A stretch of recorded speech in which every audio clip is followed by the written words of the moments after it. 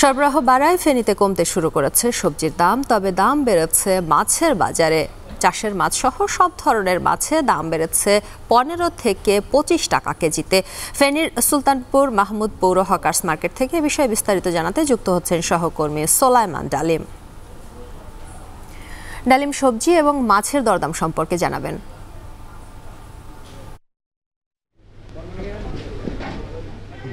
শম্পা, যেমনটি বলছিলেন যে ঈদুল আজহা অতিক্রম হচ্ছে, এক সপ্তাহ অতিবাহিত হলো। ওই ঈদুল আজহার পরে বাজার কিন্তু একদম জমজমাট হয়েছে।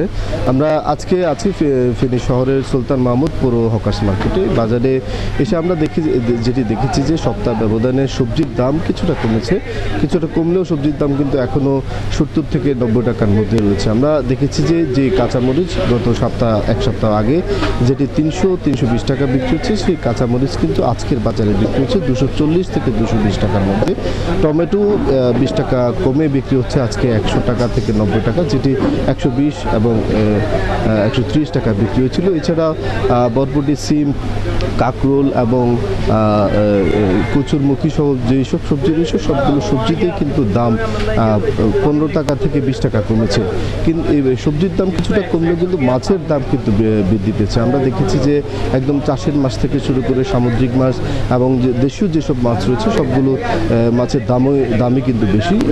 গেল সপ্তাহে যেসব মাছ, রুই মাছ, কাতল মাছ যেগুলো 280 থেকে 90 টাকা বিক্রি হচ্ছিল, সেসব মাছ আজকের বাজারে 300-320 টাকা বিক্রি হচ্ছে। আমরা দেখেছি কিছু ইলিশ মাছ যেগুলো 800 থেকে 900 টাকা, 900 গ্রাম ওজনের, সেসব ইলিশ মাছ কিন্তু বিক্রি হচ্ছে 1200 থেকে 1400 টাকা। যেসব ইলিশ 1 কেজি ওজনে, সেসব ইলিশ 1800 থেকে 2000 টাকার মধ্যে বিক্রি হচ্ছে। এছাড়াও সামুদ্রিক যেসব মাছ রয়েছে, রূপচাঁদা, পোয়া মাছ, বাইলা মাছ সহ যেসব মাছ, সেসব মাছেরও কিন্তু দাম বেড়েছে। আমরা দেখেছি যেসব মাছ 160 টাকা থেকে 170 টাকা গত সপ্তাহে বিক্রি হচ্ছে, আজকে সেসব মাছ 200-210 টাকা এবং কিছু মাছ 250 থেকে 300 টাকা বিক্রি হচ্ছে।